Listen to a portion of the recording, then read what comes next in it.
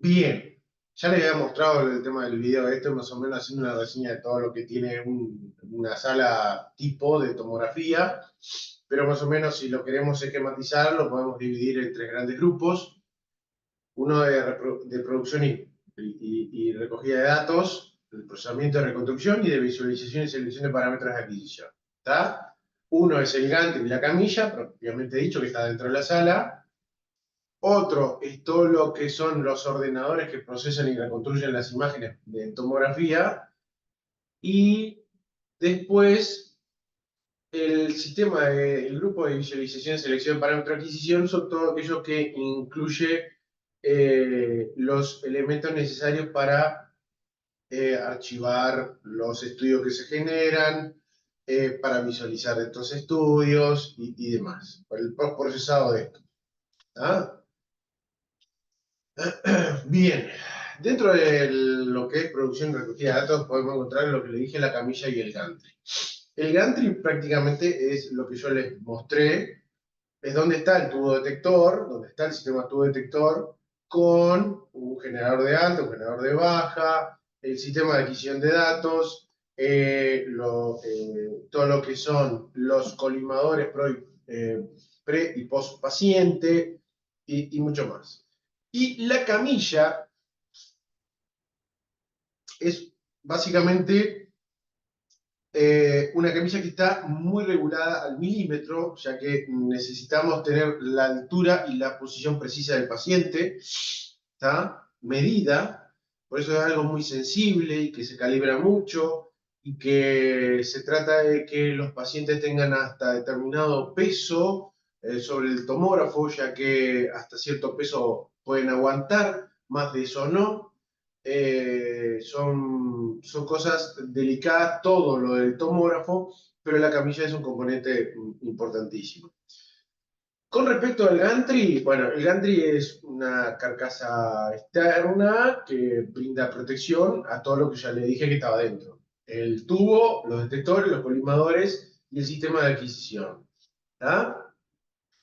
Eh, y se le llama gantry a todo ese conjunto de elementos mecánicos que producen el movimiento del gantry, el movimiento del tubo detector dentro del gantry, movimiento de angulación, me refiero al gantry, ¿tá? Y también aquellos mecanismos necesarios para la producción y recepción de los valores de atenuación de rayos X cuando atraviesan los pacientes. ¿Tá? Tiene un orificio cilíndrico en el centro por donde ingresa el paciente, que es más o menos de unos 70 centímetros de diámetro, eso lo vimos en la clase anterior. Y todo el gantry tiene una angulación anteroaxefálica o caudal, si lo ponemos con respecto al paciente, de unos 30 grados, ¿tá? De 0 a 30 grados. Una angulación tilt que se llama, ¿tá? De 0 a 30 grados. ¿Tá? Tiene un sistema mecánico que uno brinda la rotación del tubo detector y otro mueve todo lo que es el gantry y también la camilla, es decir, el movimiento de ascenso e ingreso de la camilla o eh, salida de la camilla y descenso de la misma. eh, es todo básicamente motores eléctricos, algunos son pistones. El gantry, por ejemplo, tiene un pistón neumático, un pistón a aceite, ¿tá? Hidráulico, en realidad, perdón, hidráulico, no es neumático, es hidráulico, ¿tá? Que mueve y hace la angulación de 30 grados, más o menos, 0, más o menos 30 grados, hacia un lado hacia el otro. Y generalmente las camillas se mueven con un sistema de poleas movidas por motores eléctricos que hacen todo el movimiento de ingreso, egreso, ascenso y descenso del paciente dentro del FOB de adquisición. ¿Está? Aquí lo que tenemos es la camilla desarmada sin la base. Aquí es acá está el pequeño motor que hace toda la magia para subir esta bruta camilla. Y es el que tiene la capacidad de subir hasta un paciente de 205 kilos de peso. Este es el pistón que le digo para el TIL. Si nosotros sacamos la carcasa y vemos uno de los lados, está fijado a uno de los pedestales del gantry para hacer todo el movimiento. ¿Verdad? Un pistón hidráulico, nada más, acá bien que ingresa el líquido hidráulico a presión nada más para moverlo hacia un lado o hacia el otro. Aquí lo vemos mejor, de costado, y aquí tenemos el pequeño pistoncito que mueve toda esta mole gigantesca, lo que es la fuerza hidráulica, ¿verdad? Aquí tenemos un tomógrafo abierto, para que vean una de las partes mecánicas, que es el movimiento 360 grados alrededor de un paciente, del tubo detector. Lo que ven acá con muchos circulitos es lo que le decimos banana detectores, en donde está todo el DAS y el sistema de detección. Tiene mucha electrónica, por ende necesita mucha refrigeración, son todos fans que están ahí ventilando todo el sistema de adquisición. Y contrario a él está el tubo. Es un tubo rayos X que vemos acá con sus colimadores. Tienen colimadores en conjunto con el DAS y el conjunto, no, con el sistema de visión y en conjunto con el tubo detector. A ver quién se anima a seguir donde está el tubo ahora. Esto es una prueba que se le hace con la carcasa abierta, se le está calibrando y acá se le lleva al tomógrafo a que gire a su máxima rotación. Seguramente es un tomógrafo de 64 para arriba, donde tiene velocidad de rotación de 0,3 segundos por vuelta, es decir, 3 veces por segundo aproximadamente. Ahí agarra velocidad, recién ahí está agarrando velocidad. Ven que ya casi ni se ve, y esto es lo que está girando alrededor de ustedes. Ustedes están acá en el centro, chicos. Es maravilloso. ¿Está? Así que esto está bien ajustado y bien agarrado, porque si no, si sale, te liquida. Pero bueno, eso es lo que está ahí adentro. Nada, un dedito para ver eso. Bien. Sí, acá estoy, acá estoy. Eh,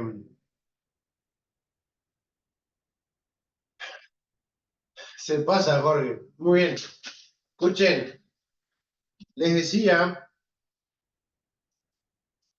que el gantry, dentro del gantry, lo que vamos a encontrar son el tubo, los detectores, el DAS, el sistema de adquisición de datos, con sus colimadores. Tanto uno asociado al tubo y otro asociado a la banana de detectores.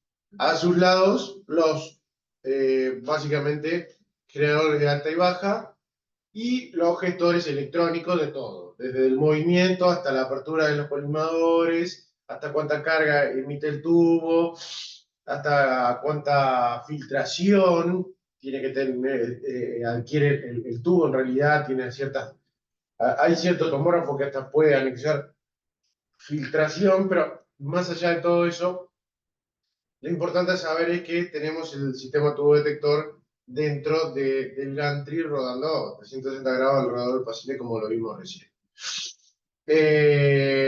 Nada más de eso, y también lo que tenemos es la manera o la forma de que todo se conecte, que son los anillos deslizantes, o que pueden ser, en realidad son como aros, aros que están asociados a toda la estructura que se mueve, ¿tá? Que en algunos casos se mueven por engranajes directos al motor, otros se mueven con poleas, es decir, toda esta rueda con un motor o con una polea asociada a un motor que está acá abajo. Pero toda la conexión eléctrica, toda la conexión de datos y todo eso que desde el tubo, desde los detectores, hacia hacia la consola, hacia la computadora que gestiona todo el raw data para hacer todas las reconstrucciones, pasa a través de lo que se llaman los anillos deslizantes o aros deslizantes, ¿tá? Que están o en la parte posterior a toda esta rueda giratoria o en la parte superior. Es decir, si fuera como un cilindro, una rueda, donde estaría la goma de la rueda, ¿no? O donde estaría la llanta. ¿Tá? Si lo llevamos al ejemplo de como si fuera una rueda esto. Mientras edito acá, les voy diciendo que, porque estoy editando las placas que acabo de hacer, les voy diciendo que estos anillos deslizantes se contactan con las conexiones electrónicas, con cableado, con todo por medio de pines de carbono o de grafito, en realidad. Algunos más anchos, otros más finos, dependiendo del ancho de banda que se transfiere a través de estos pines, que son básicamente como deditos de grafito. ¿Está?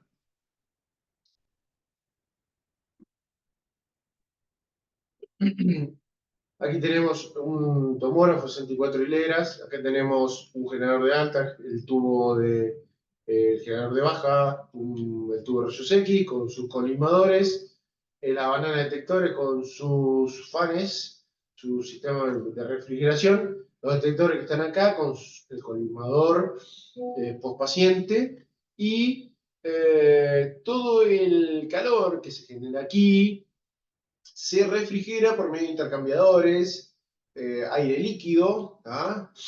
Que son como radiadores que están a los costados, que luego todo ese calor también se va a disipar por medio de otros ventiladores hacia el exterior, que como vemos acá. ¿Tá? En cuanto al generador de alta, es trifásico y muy parecido a los generadores de los tubos, lo único que tienen mayores capacidades para resistir disparos de más largo tiempo. En la cuestión de los tubos sí son un poquito más especiales, porque estamos hablando de tubos que resisten tiempos más largos de disparo. ¿Ah? Son tubos de materiales un poquito mejores y que soportan cierta cantidad de unidades de calor o MHU. Los mejores en este sentido son los tubos de tipo Straton, que se le llaman, algunos modelos de Siemens lo pueden tener. Son tubos que prácticamente todo el aceite que refrigera toca no solamente parte del eje del ánodo, sino que la parte posterior del ánodo. Y esto hace que la disipación del calor sea casi de manera instantánea. Después hay otros comunes y que se diferencian en la cantidad de MHU por minuto que pueden resistir. ¿Tá? En la cuestión de los colimadores, bueno, como les dije, hay un pre y post paciente. Son colimadores que, al igual que en radiología convencional, sirven para diafragmar el haz y tienen como una de sus finalidades la reducción de dosis al paciente. Vemos que en el Ocean Electric esto es muy evidente a la hora de setear los protocolos que usamos o por ejemplo, los protocolos en realidad que usamos para un determinado enfoque o para una determinada región, nosotros podemos ajustar mi haz de barrido en función a lo que queremos hacer y con esto reducir la dosis del paciente y no solamente reducir, sino que achicar también los tiempos de adquisición. ¿Tá? Existe un pre paciente, un prepaciente que está asociado al tubo, ¿tá? Y un paciente que está asociado a la banana de detectores, a los detectores propiamente dichos. ¿Tá?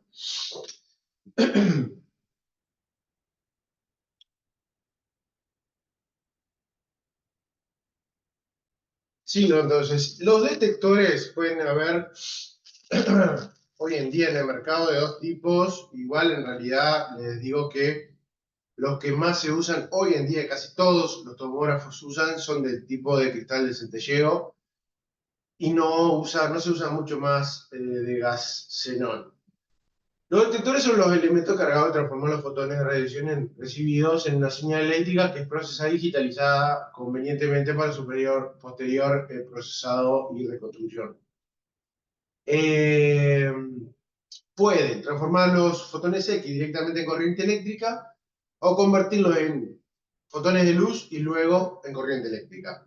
¿Tá? Como le dije, hay de dos tipos. El más usado son los de centelleo, que generalmente, hace un buen tiempo ya, eran de iodo de sodio, que fueron sustituidos luego por quitarle el germanato de bismuto, y un tubo fotomultiplicador que aumentaba y amplificaba la señal en forma de luz que recibía del cristal. Pues, básicamente en la actualidad lo que se usa hoy en día es un conjunto de hidruro de cesio, tungstato de calcio o wolframato de calcio, que están unidos, en vez de a un tubo fotomultiplicador, cada uno de los detectores está unido a un fotodiodo prácticamente, que son más pequeños, más económicos y no requieren un suministro de energía propia, que esto hacía que era todo un armatoste gigantesco los detectores. ¿Está? El 90% de la energía en este tipo de detectores son absorbidas. El 90% de los fotones que recibe es absorbido y contribuyen a la señal de salida. Siempre hay un 10% que se pierde o que no se absorbe. Son, como le dije, los más utilizados y depende de cada equipo, de cada marca, la disposición de la matriz de detectores y la cantidad de detectores que tiene cada equipo. Bien, obviamente que la concentración de detectores y la cantidad de detectores que puede tener un equipo afecta mucho en la resolución espacial conseguida, obviamente, ¿no? Y básicamente lo que pasa en un cristal de centelleo, en un detector de centelleo, es como lo ven acá en el esquema.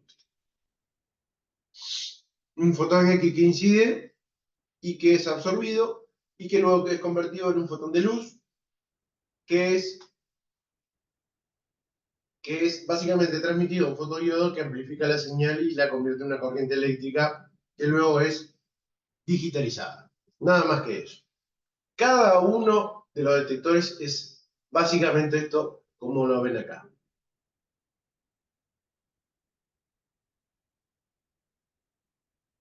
Los de gas, que son los que menos se utilizan hoy en día, eran básicamente celdas o cámaras de ionización, donde tenían a cada lado una especie de polo, ¿tá? Un ánodo y un cátodo, donde había un movimiento de cargas hacia un lado o hacia el otro, por una ionización que se sucedía al recibir los fotones X.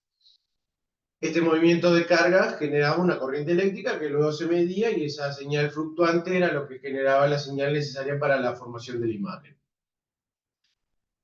Eran una mezcla de xenón criptón a una presión alta, asegurado adentro de esas celdas a alta presión, entre 8 a 10 atmósferas básicamente. ¿Ah? ¿Qué pasa con las matrices de estos tipos de todos los tipos de detectores que existen hoy en día? Bueno, pueden ser simétricas o asimétricas. ¿Está? ¿A qué se refiere con simétricas? Bueno, cuando todos los detectores en el eje Z, es decir, en el mismo eje donde va el paciente, donde está acostado el paciente, tienen igual grosor. ¿Está?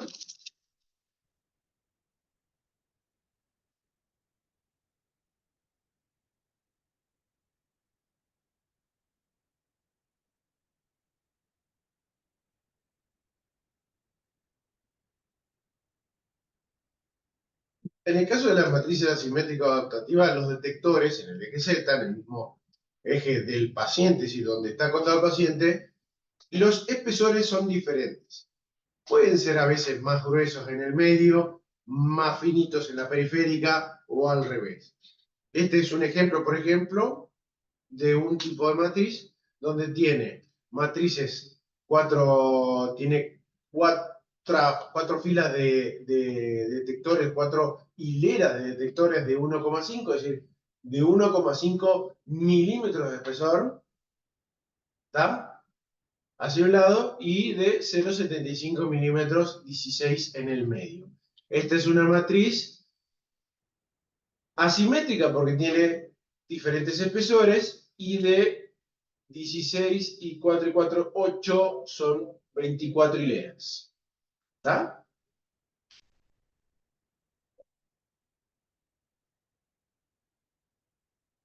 Uy, esperé que se me fue. Bien. Otros ejemplos de matrices asimétricas o adaptativas son, por ejemplo, 34 detectores, 40 detectores de estos tipos de tomógrafos Toshiba, donde tienen 4 de 0,5 en el medio, 15 de 1 hacia los lados, o 16 de 0,5 en el medio con 12 de 1 para cada lado. ¿Tá? Toshiba son de los pocos que tienen detectores de 0,5. Casi todas las otras marcas en general son detectores de 1,25 o de 0,625. Los espesores de cada detector. Toshiba es medio siempre en contra del resto. La cuestión del DAS, básicamente el DAS es el sistema encargado de transformar toda esa señal analógica que viene de todos los detectores en datos digitales, ¿tá? El que luego los envía a los ordenadores que reprocesan toda esa información para la reconstrucción de estas imágenes, ¿tá? Es un dispositivo que está obviamente en continuidad con los detectores y el colimador postpaciente, ¿tá? Y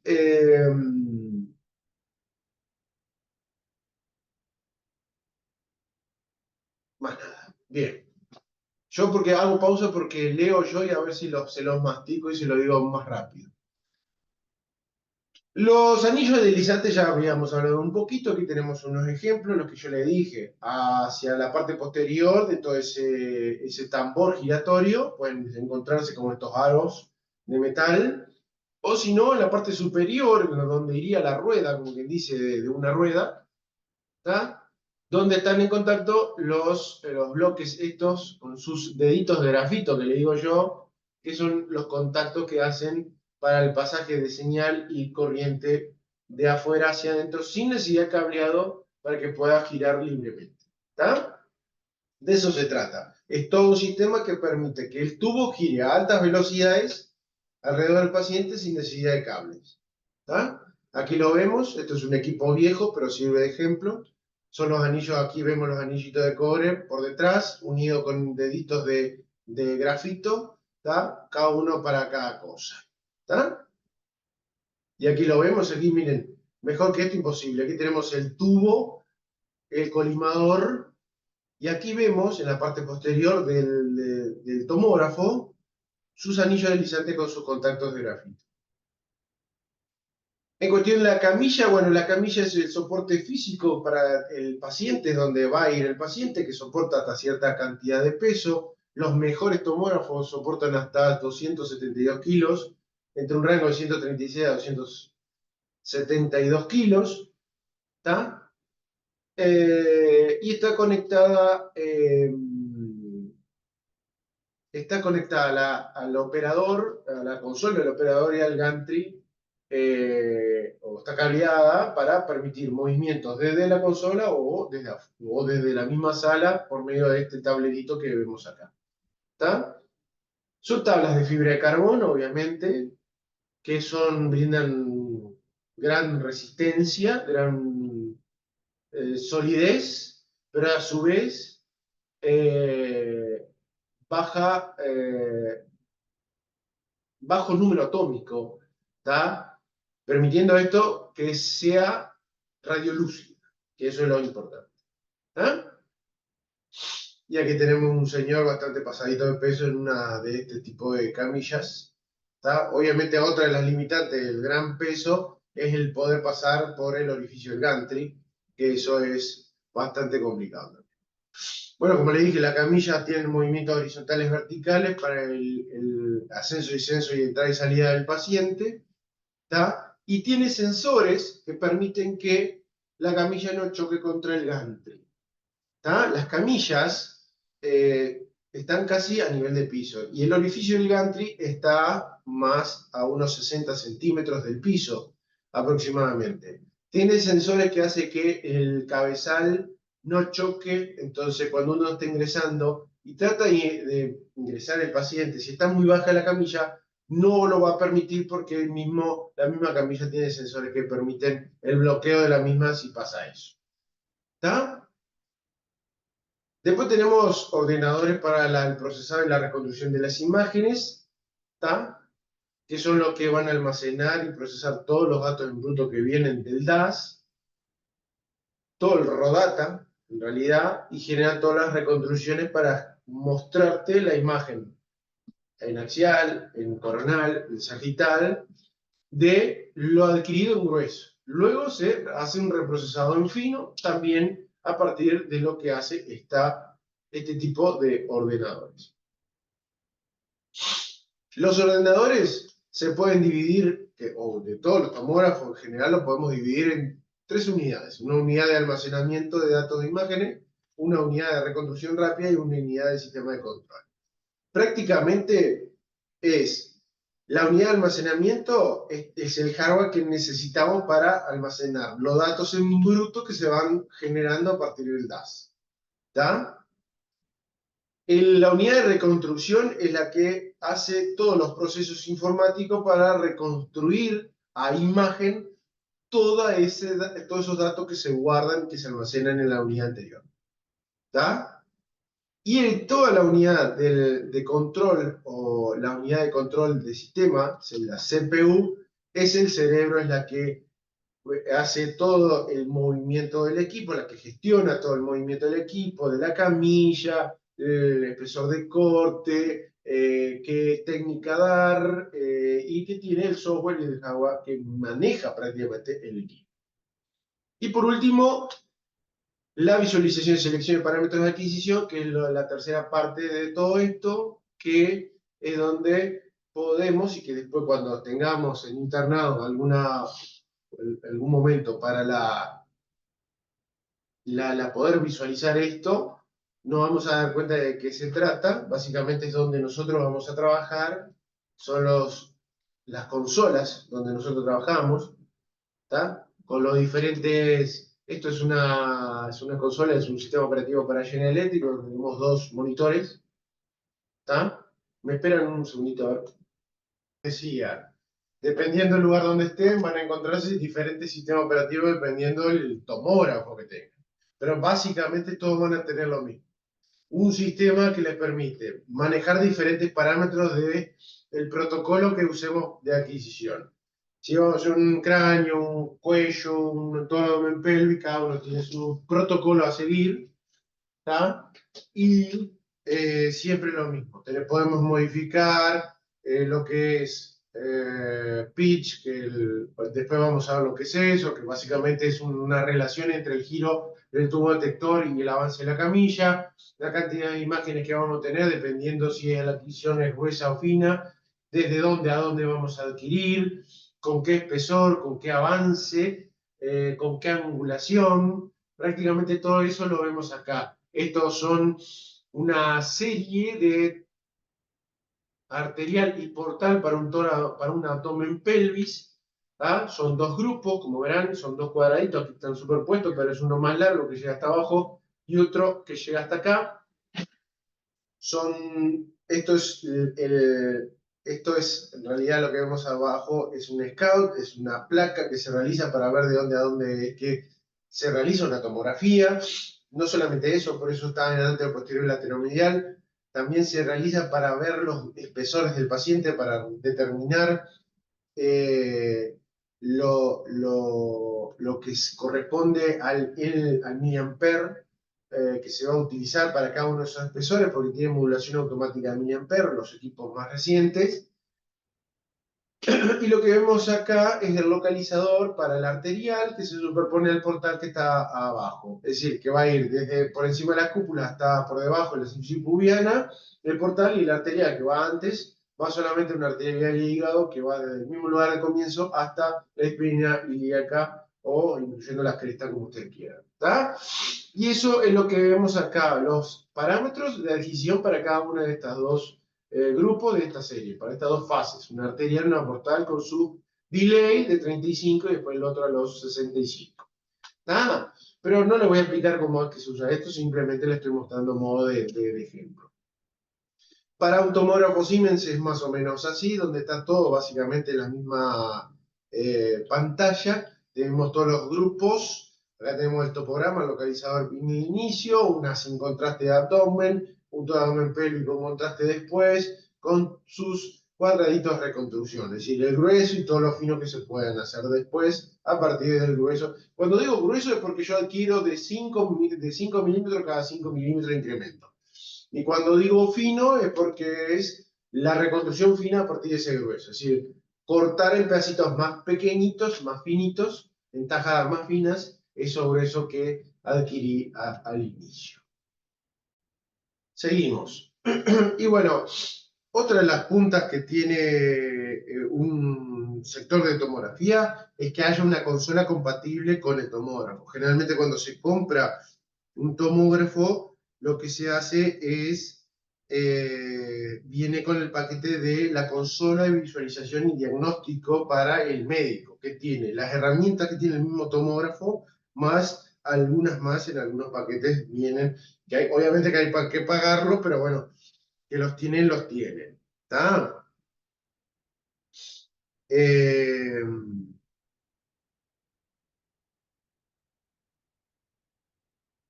bien.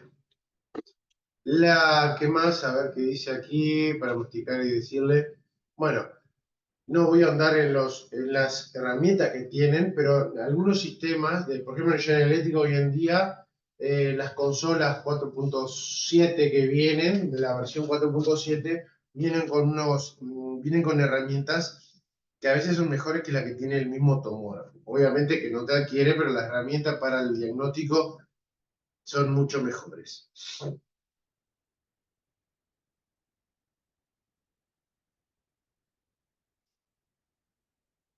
Bien. Esto de lo que vemos acá es una imagen de una consola de visualización. Obviamente tiene acá y acá todo imágenes, pero en realidad básicamente este monitor que vemos de este lado, el derecho, es el que tiene toda la lista de pacientes que se han hecho en el día o puede visualizar pacientes que están guardados en el patch, traer y comparar imágenes ya hechas anteriormente y las hechas más recientes. Pero más allá de eso, que lo básico, pueden hacer un montón de cosas que ayudan al diagnóstico para ese paciente. Acá está mi doctora favorita comiéndose una torta frita mientras lee una historia clínica, informa un paciente que tiene ahí cargado. Acá lo que vemos acá es la computadora que ella hace el informe. En el sistema ACE, todos los informes van al Geosalud de ACE y al RIDI de ACE, es decir, el RIDI que asocia las imágenes que se realizaron del paciente y a su vez tenemos la chance de poder descargar los informes de ese mismo paciente. ¿Ah?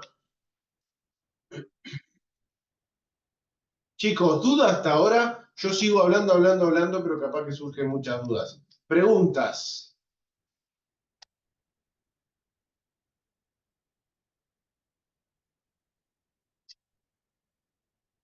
¿Se fueron todos? No, no, profe, por ahora no. Perfecto. Bien, ¿qué más? Bueno, terminamos con esta primera parte. No nos queda mucho más. Simplemente voy a hablar un poquito ahora de las generaciones del automorfo. Lo que viene ahora es hablar un poquito de los tipos. Los tipos no voy a andar en los tipos porque eso nos llevaría mucho tiempo. Voy a hablar un poquito de su clasificación en determinadas generaciones. Eso lo van a ver en muchos lados. Hoy en día hay de un tipo de generación y no más de otro. Uno o dos tipos de generaciones.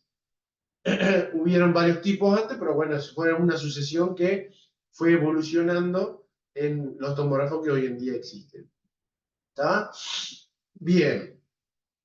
Una de las clasificaciones, que esto se lo hice yo, para más o menos tener una idea, para que ustedes tengan una idea, es esta que ven acá, donde si los clasificamos dependiendo la cantidad de detectores, el tipo de barrido que tiene y el tipo de movimiento, lo podemos decir que son axiales o secuenciales y helicoidales. ¿Está?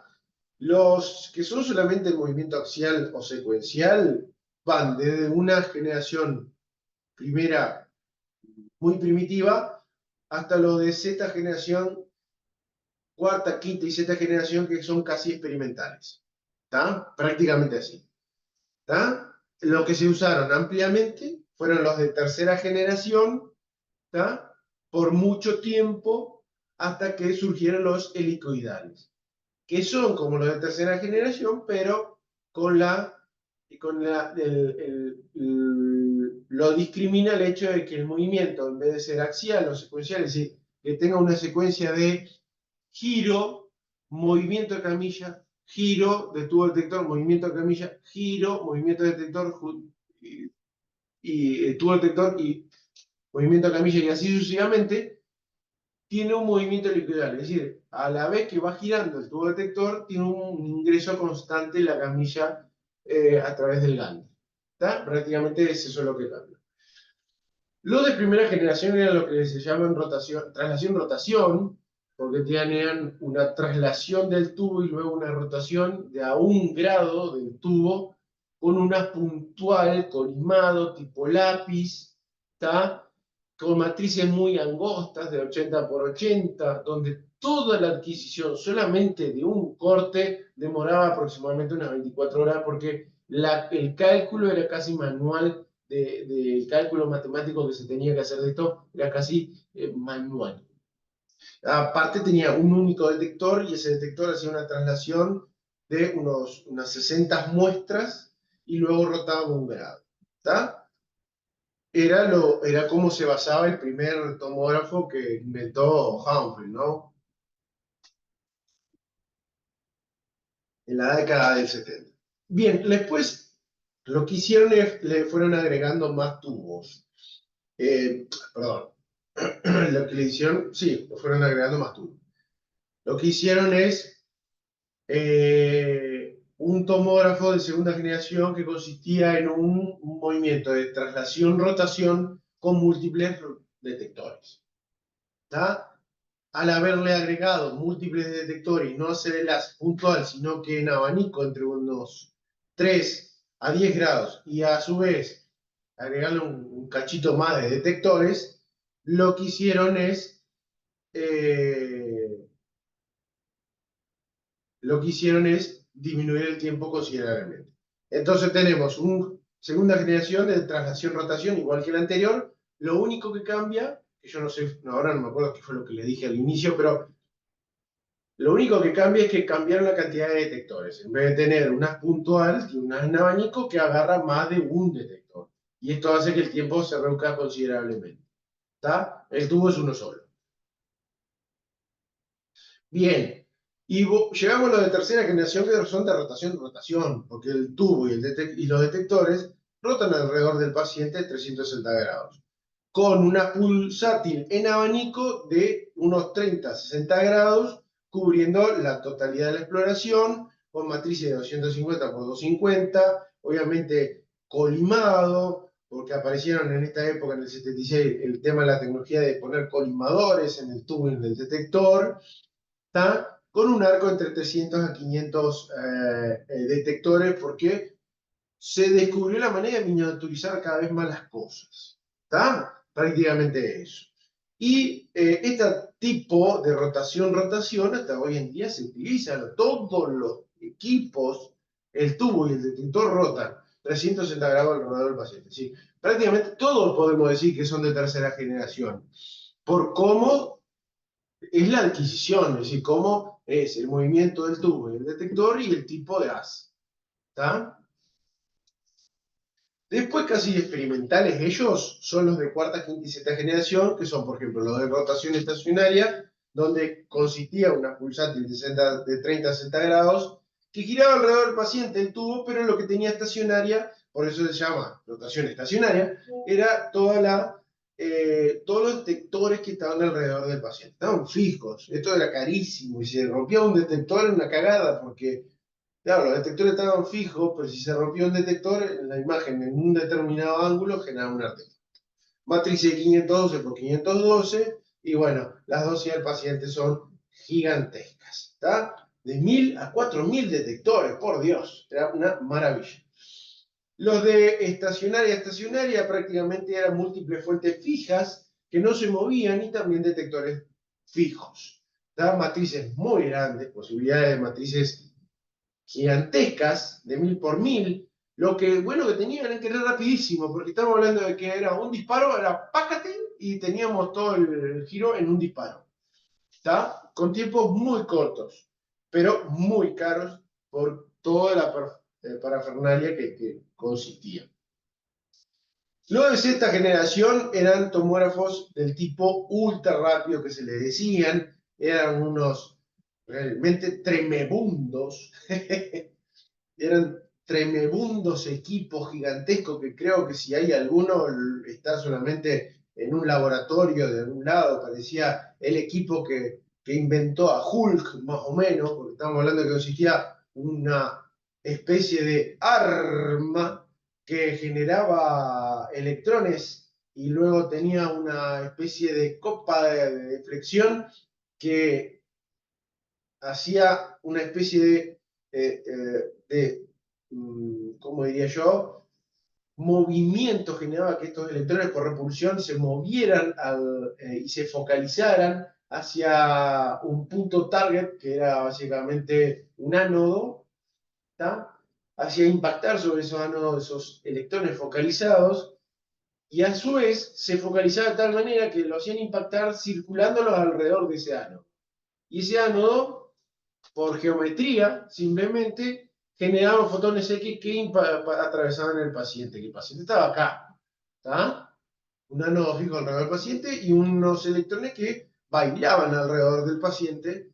Y bueno, obviamente que estábamos hablando de que eran muy rápidos, eran extremadamente veloces. Era una cosa que la imagen la obtenías casi de manera instantánea, pero la dosis al paciente era gigantesca. Entonces, estamos hablando de que era un cañón acelerador de electrones que proyectaba un asco limado y movilizado por bobinas magnéticas controladas por una computadora sobre 4 anillos blancos de tungsteno que estaban situados en torno al paciente. Era una maravilla. Aquí tenemos una imagen de solo la parte que está afuera, ¿no? Estamos hablando que esta partecita de acá. Todo esta pelotudez crónica que está para atrás está metida en otra sala prácticamente después de esta pared. Era gigante. ¿Ah? Y bueno, y después vinieron los helicoidales, chicos. Los helicoidales simplemente en vez de tener un movimiento fijo de la camilla, no un movimiento, sino que en vez de tener fija la camilla, cuando se hace todo el barrido alrededor del paciente, se genera un movimiento de la camilla mientras giraba el tubo detector alrededor del paciente. Entonces, ¿cómo les puedo decir? Las ventajas fueron mayores con respecto a la dosis del paciente, con respecto... Esperen un segundito.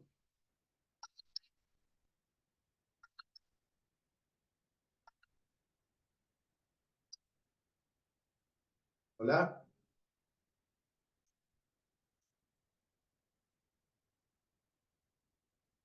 Entonces,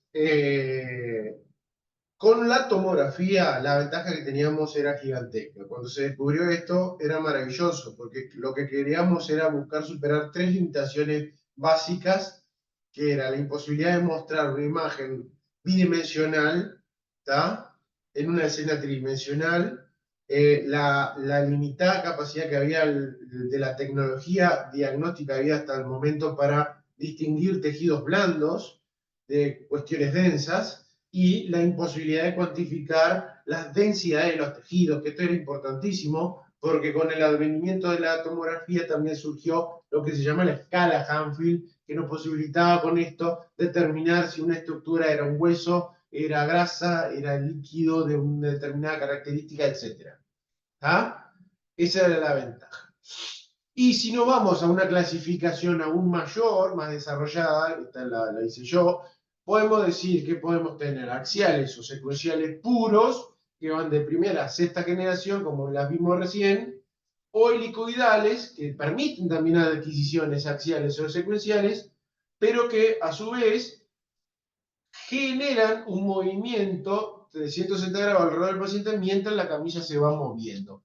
Y esto hace que el haz en abanico les permita técnicas de menor dosis a los pacientes con buenas resoluciones finales igual, con tiempos de adquisiciones mejores, estamos hablando, porque en el helicoidal tiene tiempos de adquisiciones más rápidos que los axiales, aunque igual el axial tiene mejor resolución espacial final. ¿Está? Y por último, si hablamos de más de una hilera de detectores, porque estamos hablando de que pueden haber helicoidales simples o dual, con dos hileras de detectores, ya cuando pasan más de dos hileras de detectores, se le puede decir que son helicoidales multi-slides. Donde tenemos el multi-slide o multidetectores de más de dos canales, 16, 24, 32, lo que ustedes quieran. También tenemos con esto el advenimiento de lo que son los equipos híbridos, por eso se lo ordené por fechas, 72, 75, 76, 78. ¿Tá? Acá en la cuestión de los multislide, tenemos que en el 98 usamos la tecnología de más de dos hileras de detectores, 99, 2001, 2002, 2004 y así sucesivamente, fue avanzando. Primero aparecieron los equipos híbridos, tipo PET-CT o SPET-CT, los multicanal de ya de 8 canales, de 16 canales, de 64, y los dual source, los dual energy, que vamos a también hablar acá, que es una tecnología que usa en algunos casos dos tubos y dos bananas detectores para generar imágenes con unas determinadas características, y bueno, cada vez de más canales, 320, 640, pelotudo, tomógrafo, donde tenía unas bananas detectores gruesísimas que permitían que con una vuelta básicamente te agarraban un tórax entero. ¿Está? ¿Qué beneficia tener más cantidad de hilera de detectores? Y bueno, el hecho de reducir los tiempos de adquisición. ¿Está? Los tiempos de adquisición. Y en los estudios donde requieren que los tiempos sean muy cortos, donde el movimiento tenemos que evitarlo, por ejemplo, los estudios cardíacos, esto es fundamental. ¿Está? El tema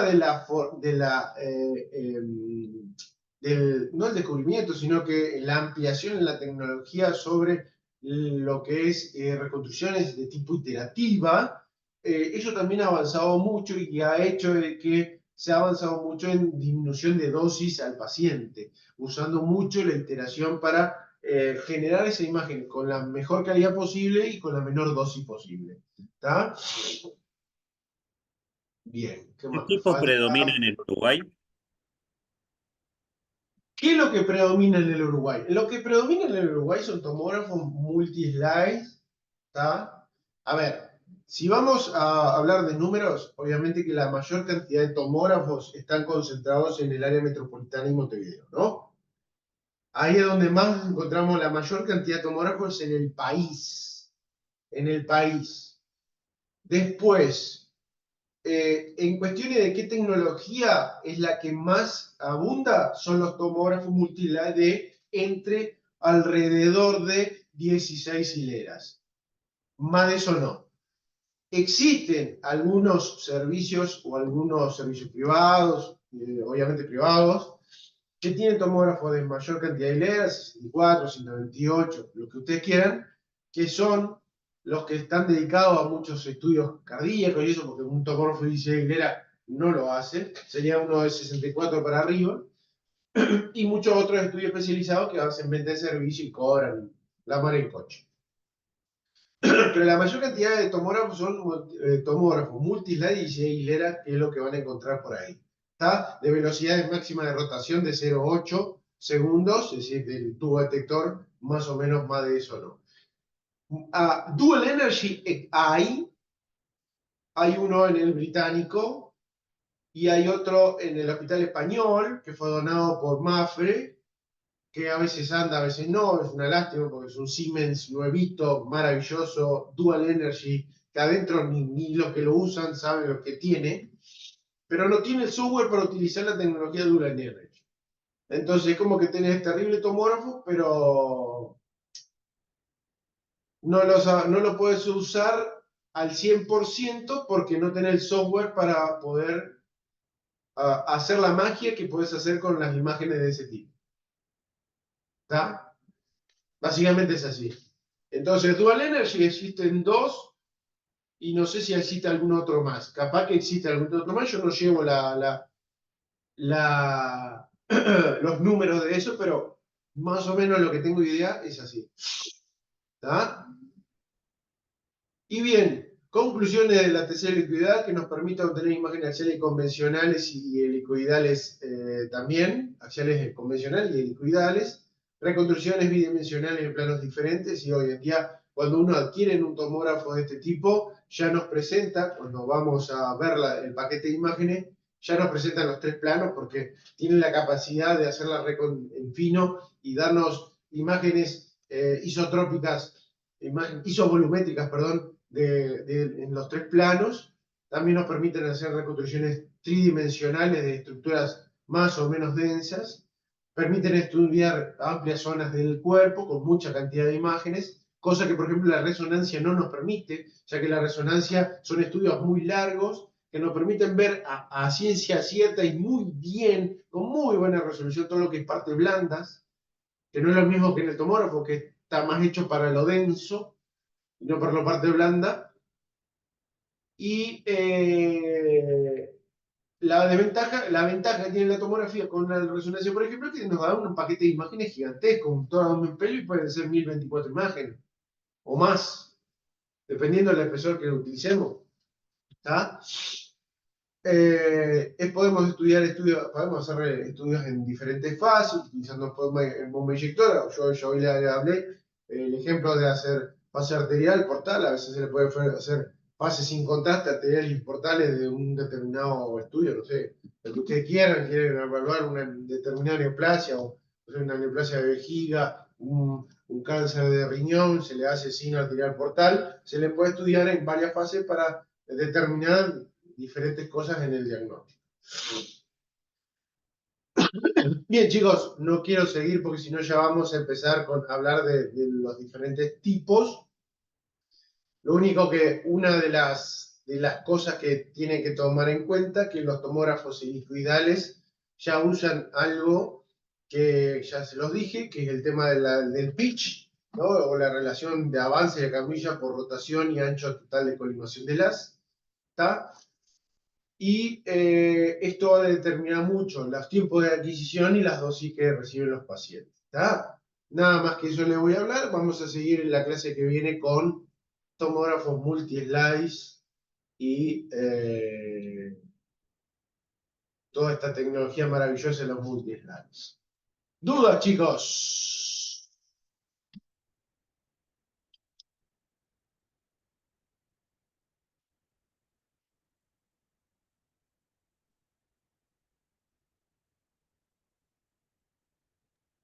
Todo acá. Toca. Perfecto. Chicos, le debo las grabaciones. Yo cuando tengo un tiempito mando todo, ¿está?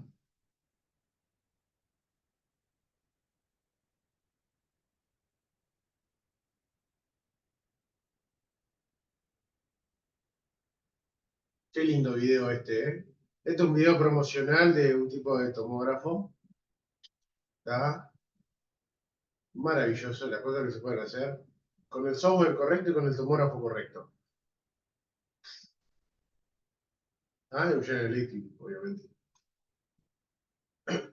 Maravilloso.